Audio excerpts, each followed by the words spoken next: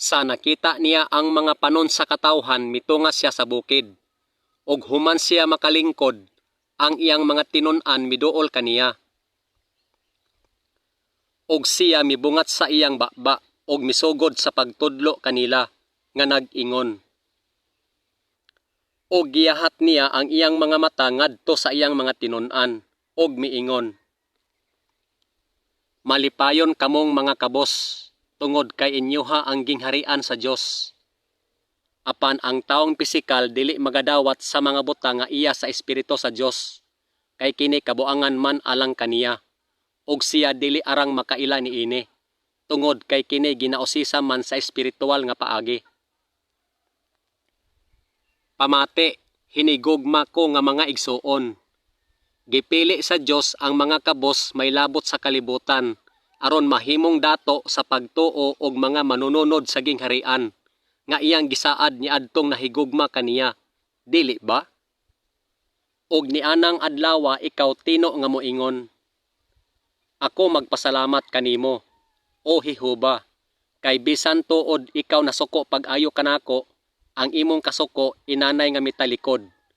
Og ikaw naghupay kanako sa pagtudlo ni adtong nagbangutan labot sa Sion, sa paghatag kanila og purong inay abo, sa lana sa kasadya inay sa pagbangutan, sa kupo sa pagdaig inay sa nagsubo nga espiritu, ug sila pagatawgon nga dagkong kahoy sa pagkamatarong, ang tinanom ni Jehova, aron siya patahumon.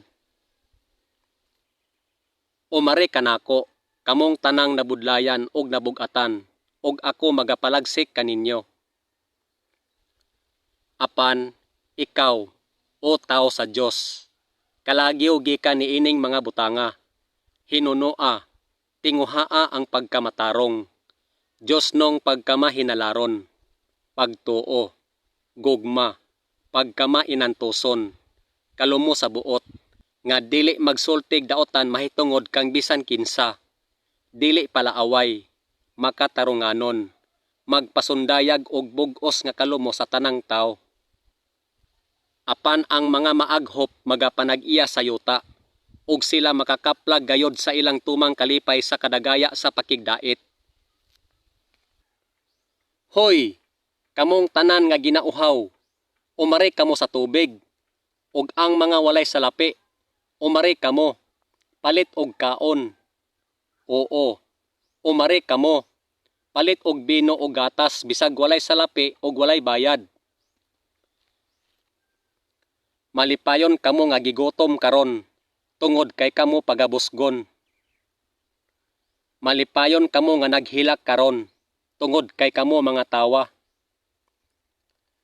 Si Jesus miingon kanila, ako mao ang tinapay sa kinabuhi.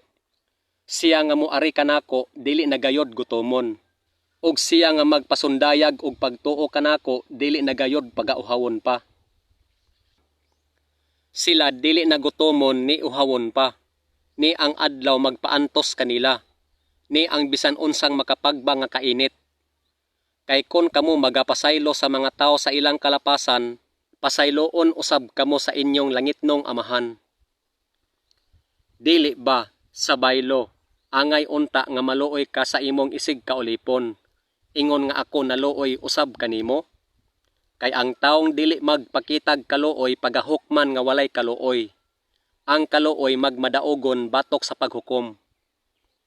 Siya nga inosente sa iyang mga kamot og mahinlo sa kasing-kasing, kinsa wala magdala sa akong kalag ngadto sa bug-os nga kawalay kapuslanan, ni nanumpa sa pagkamalimbungon. Usa ka salmo ni Asap. Ang Dios tinuod nga maayo sa Israel, ngadto sa mga hinlo og kasing-kasing.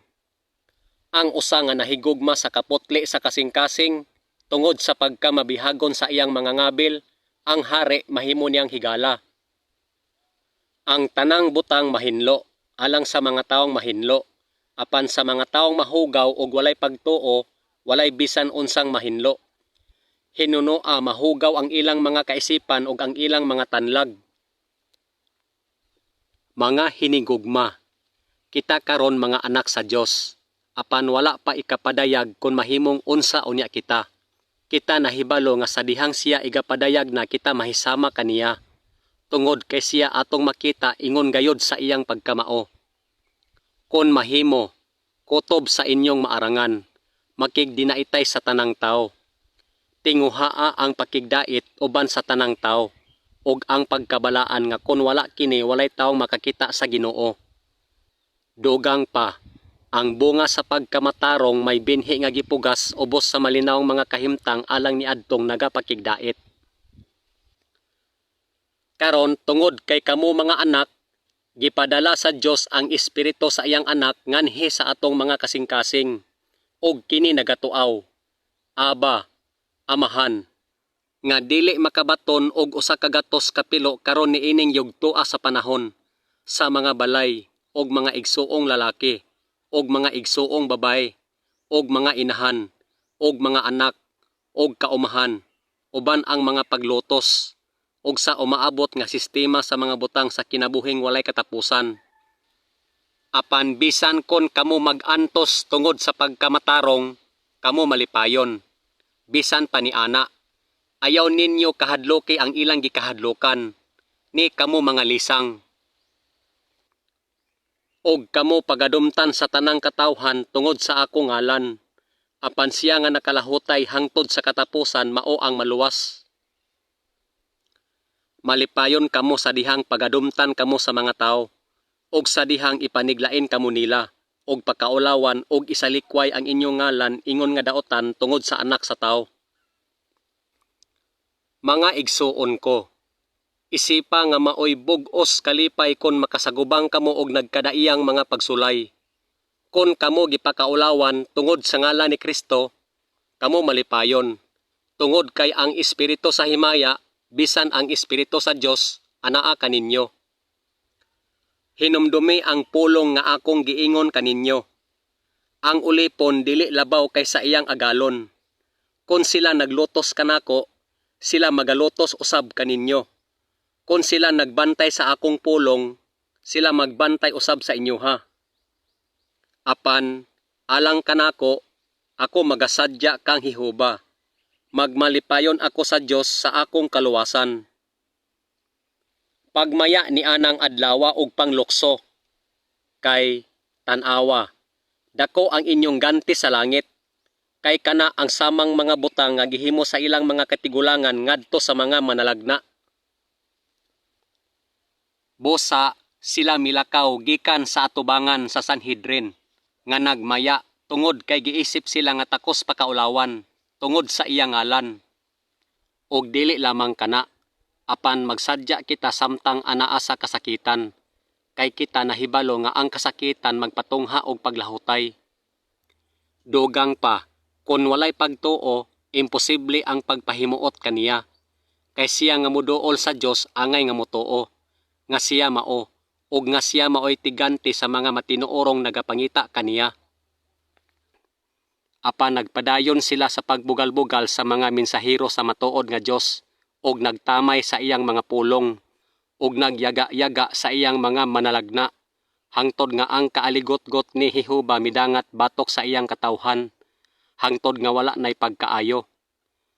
Og nagaingon kamo, kon kami didto pa sa mga adlaw sa among mga katigulangan, kami dili mahimong mag-aambit uban kanila sa pag-ulag dugo sa mga manalagna. Pagmaya ni anang adlawa og panglukso, kay tanawa, dako ang inyong ganti sa langit, kay kana ang samang mga butang nga gihimo sa ilang mga katigulangan ngadto sa mga manalagna. Kinsa ba sa mga manalagna ang wala lutosa sa inyong mga katigulangan? Oo, ilang gipatay kadtong nagpahibalong daan mahitungod sa pag-anhi sa usa nga matarong. Kang kinsa kamo karon nahimong iyang mga magbubudhi og mga mamumuno? Kinsa nagpatay bisan gani sa Ginoong Hesus og sa mga manalagna og naglutos kanato? Dugang pa, sila wala magpahimuot sa Dios. Hinuon maoy batok sa kaayuhan sa tanang tao. Sila gibato, sila gisulayan, sila gipamutol pinaagi gabas, sila gipamatay pinaagi sa espada. Sila naglakaw-lakaw nga nagsulob sa mga panit sa karniro, sa mga panit sa kanding, samtang sila nag-antos sa kawaladon, sa kasakitan, gidaog-daog. Mga igsoon, himuan ninyong sumbanan sa pag-antos sa daotan ug sa pagkamapailobon ang mga manalagna nga nagsulti sa ngalan ni Jehova.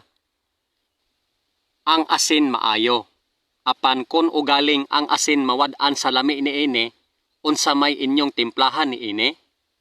Pagbaton og asin sa inyong kaugalingon, og pagdinaitay kamo sa usag-usa. Kini dili na angay alang sa yuta, ni alang sa abono. Ilabay na lang kini sa mga tao sa gawas. Siya nga may igdulungog sa pagpamati, papamatia.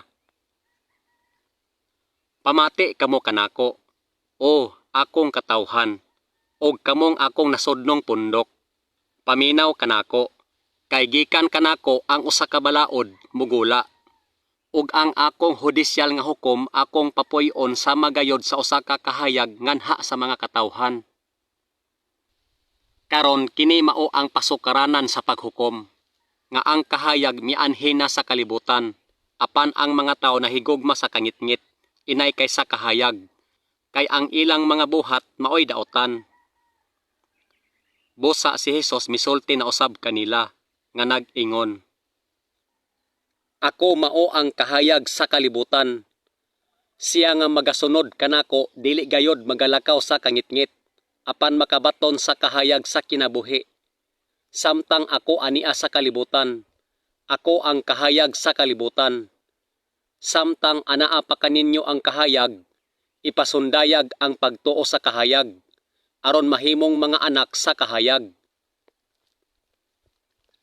Gisulti ni Hesus kining mga butanga og siya milakaw og mitago gikan kanila. Ayaw pagpayugo nga dili timbang sa mga dili magtotoo, kay aduna bay panag-ubanay ang pagkamatarong ug ang kalapasan? O aduna bay pakig ambitay ang kahayag uban sa kangitngit? Aron kamo mahimong walay ikasaway og inosente, mga anak sa Dios nga walay lama, taliwala sa baliko og hiwi nga kaliwatan, nga taliwala nila kamo nagasidlak ingong mga magbabanwag sa kalibutan. Og siya miingon kanila, ang usa ka lampara dili ibutang ilalom sa usa ka sukdanang bukag o ilalom sa higdaanan, dili ba? Ibutang kini sa ibabaw sa tangkawan, dili ba? Human og dagkot sa usa ka lampara, ibutang kini sa usa ka tawo, dili diha sa taguanang lawak ni ilalom sa bukag nga sukdanan, apan ibabaw sa tangkawan, aron nga kadtong managsulod makakita sa kahayag. Kay kanhi kamo kangitngit, apan karon kamo kahayag na labot sa Ginoo. Magpadayon sa paglakaw ingon nga mga anak sa kahayag, aron kamo mahimong walay ikasaway og inosente, mga anak sa Dios nga walay lama, taliwala sa baliko og hiwi nga kaliwatan, nga taliwala nila kamo nagasidlak ingong mga magbabanwag sa kalibutan. Apan kamo maoy usa ka piniling rasa, usa ka harianong pagkasasirdote, usa ka balaang nasod, usa ka katawhan alang sa linaing pagpanag-iya, aron kaylap ninyong ipahayag ang mga kahamili sa usa nga nagtawag kaninyo gikan sa kangitngit ngadto sa iyang katingalahang kahayag. Si Jesus mitubag kanila, akong gipadayag kaninyo ang daghang maayong mga buhat gikan sa Amahan. Hain ba ni anang mga buhata nga tungod ni ana inyo akong pagabatoon? Ang akong Amahan mahimaya niini, nga kamo magpadayon sa pagpamungag daghan og magpamatuod nga akong mga tinun-an. Kay ang mga bunga sa kahayag naglangkob sa tanang matang sa pagkamaayo og pagkamatarong og kamatuoran. Hupti ninyo ang maayong panggawi taliwala sa mga nasod, aron nga sa butang nga ilang gisulti bato kaninyo ingong mga mamumuhat og daotan, sila ingong resulta sa inyong maayong mga buhat nga niini sila mga saksing nakakita maghimaya sa Dios sa adlaw sa iyang pagsusi. Nan, kita ba naghanaw sa balaod pinaagi sa atong pagtuo? Dili gayod unta kana mahitabo. Sa kasukwahi, kita nagpalig-on sa balaod. Unya siya miingon kanila, Karong adlaw kining kasulatan nga bag-o lang ninyo nga nadungog natuman.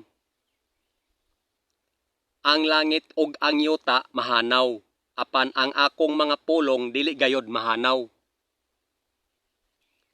Sa pagkatinuod, mas sayon pang mahanaw ang langit ug yuta kaysa dili matuman ang usa ka tipik sa litra sa balaod. Ang langit ug ang yuta mahanaw, apan ang akong mga pulong dili gayod mahanaw. Ang lunhawng balili nalaya, ang bulak na laos, apan kon bahin sa pulong sa atong Dios, kini mohangtod sa panahong walay tino. Maingon ni ana ang akong pulong nga mugula gikan sa akong baba. Kini dili mobalik kanako nga walay sangputanan. Apan kini tinong magbuhat ni anang akong gikahimut-an. Og kini tinong magpalampos sa butang nga tungod ni ana kini akong gipadala. Kay si bisan kinsa nga magbantay sa kinatibuk-an sa balaod apan makahimog sayop nga lakang sa usa niini, siya sad-an sa tanan niini. Didtoon niya ang inyong pagdangoy-ngoy ug ang pagkagot sa inyong mga ngipon, sa dihang makita ninyo si Abraham, ug si Isaac, ug si Jacob, ug ang tanang manalagna sa gingharian sa Dios, apan kamo gisalibay sa gawas. Nga magatodlo kanila sa pagtuman sa tanang butang nga akong gisugo kaninyo. Og, tanawa, ako magauban kaninyo sa tanang adlaw hangtod sa katapusan sa sistema sa mga butang. Sa pagkatinuod, ako magaingon kaninyo. Taliwala ni adtong natawo gikan sa mga babay wala pay gibangon nga labaw kay kang Juan nga Bautista. Apan ang usa nga ubos sa gingharian sa mga langit labaw pa kay kaniya. Kawang lamang nga sila nagpadayon sa pagsimba kanako. Tungod kay sila nagtudlo sa mga sugo sa mga tao ingon nga mga doktrina. Alaot kamo, mga eskriba og mga parisiyo, mga salingkapaw. Tungod kay naghatag kamo sa ikapulo sa yerba buena og sa inildo og sa kumino. Apan wala kamo magtagad sa mas bugat nga mga butang sa balaod. Nga mao, ang hustisya og ang kaluoy og ang pagkamatinumanon. Obligado ang pagbuhat niining mga butanga. Apan dili kay dili tagdon ang ubang mga butang. Apan alaot kamong mga parisiyo. Tungod kay kamo nagahatag sa ikanapulo sa yerba buena ug sa roda ug sa tanang ubang mga utanon. Apan inyong ginalabyan ang hustisya ug ang gugma sa Dios. Nailalom kamo sa obligasyon nga buhaton kining mga butanga. Apan dili kay sayloan kadtong ubang mga butang. Og miingon, sa pagkatinuod, ako magaingon kaninyo. Gawas kon kamo mutalikod og mahimong sama sa mga bata. Dili gayod kamo makasulod sa gingharian sa mga langit. Si Jesus mitubag, sa pagkatinuod gayod ako magaingon kanimo. Gawas kon ang usa ipanganak gikan sa tubig ug sa espiritu, siya dili makasulod sa gingharian sa Dios. Ang bisan kinsa nga magaula og dugo sa tawo, pinaagi sa tawo ang iyang kaugalingong dugo igaula, kaysa larawan sa Dios iyang gibuhat ang tawo. Dili ka magbuno. Dili ka magbuno. Og kon ang usa ka tawo makapatay kang bisan kinsa nga kalag sa tawo, pagapatyon siya sa walay pakyas. Og muadto ka sa mga saserdote, ang mga libihanon, og ngadto sa maghuhukom nga nagaalagad ni adtong mga adlawa, og ikaw magpakisayod, og ilang ihatag kanimo ang pulong sa hudisyal nga hukom. Pagkapungot, apan ayaw pagpakasala, ayaw pasalopi sa adlaw ang inyong kasuko. Apan karon isalikway gayod kining tanan gikan kaninyo. Kapungot, kasuko, pagkadautan, mapasipalahong sinultihan, og malaw-aing pulong gikan sa inyong baba. Hibaloe kini, hinigugma ko nga mga igsuon. Ang matag usa kinahanglang magmaabtik sa pagpaminaw, magmahinay sa pagsulti, magmahinay sa pagkapungot. Gihukman ninyo, gibuno ninyo ang taong matarong. Dili ba gisupak man niya kamo? Ang matag usa nga nagadumot sa iyang igsuon maoy usa ka mamumuno. Og kamo nahibalo nga walay mamumuno nga kaniya nagpabilin ang kinabuhing walay katapusan. Og iyang gihimong dili angay alang sa pagsimba ang tupit, nga anaa sa walog sa mga anak nga lalaki ni Hinom, aron nga walay usa nga magpaagi sa kalayo sa iyang anak nga lalaki o anak nga babae, alang kang mulik. Og ilang gitukod ang hatag-as nga mga dapit sa tupit, nga anaa sa walog sa anak ni Hinom, aron sa pagsunog sa ilang mga anak nga lalaki o sa ilang mga anak nga babae diha sa kalayo. Usa ka butang nga wala nako isugo og wala mo tungha sa akong kasing-kasing. Og ayaw ninyo kahadloki silang makapatay sa lawas apan dili makapatay sa kalag. Apan hinunoa, kahadloki ninyo siya nga makalaglag sa kalag ug sa lawas sa gihina. Apan ipaila ko kaninyo kung kinsay kahadlukan. Kahadloki siya nga human sa pagpatay may awtoridad sa pagtambog ngadto sa gihina. Oo, sultihan ko kamo. Kahadloki kini siya. Katulo sa usa ka tuig nga ang tanan mong mga lalaki kinahanglang moatubang kang hihubang nga imong Dios sa dapit nga iyang pagapilion. Sa pista sa mga tinapay nga walay igpapatubo og sa pista sa mga simana og sa pista sa mga balong-balong. Og walay moatubang kang hihubang nga walay dala. Mga buta, sa pagkatinuod, hain may labaw. Ang gasa o ang halaran nga nagbalaan sa gasa? Dili ka magdumot sa imong igsuon diha sa imong kasing-kasing. Magbadlong ka sa imong isig katawo, aron dili ka magpasaan sa sala uban kaniya. Og sa dihang mutindog kamo nga magaampo, pasayloa ang bisan unsa nga inyong gihuptan batok kang bisan kinsa. Aron ang inyong amahan nga atoa sa mga langit magapasaylo usab kaninyo sa inyong mga kalapasan. Tagda ang inyong kaugalingon. Kon ang imong igsuon makahimog usa ka sala, badlo nga siya. Og kon siya maghinulsol, pasayloa siya. Dogang pa, kon ang imong igsuon makasala, adtoa siya og ipadayag ang iyang sayop tali kanimo og kaniya lamang. Kon siya mamati kanimo, nakabig mo ang imong igsuon. Apan pabiyai kaniya ang daotan, og ipabuhat ang maayo. Ipapangita kaniya ang pakigdait, og sundon kini. Busa, gitinguha ko nga sa tanang dapit ang mga lalaki magpadayon sa pagampo, nga magbayaw sa maunungong mga kamot, nga walay kapungot og mga panaglalis. Kon adunay magpahayag, gihigugma ko ang Dios. Apan nagdumot sa iyang igsuon, siya bakakon.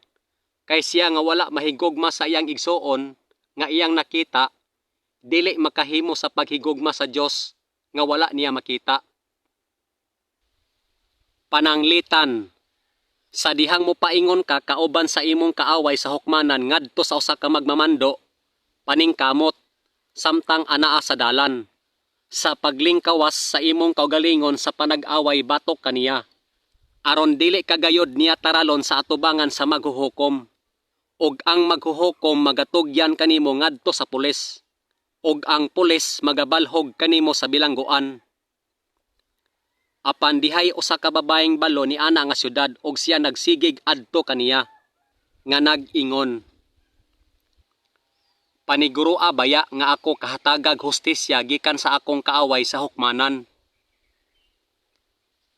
Ni ana ang iyang agalon kay napungot, mitugyan kaniya ngadto sa mga magbalantay sa bilangguan, hangtod nga mabayran niya ang tanang utang.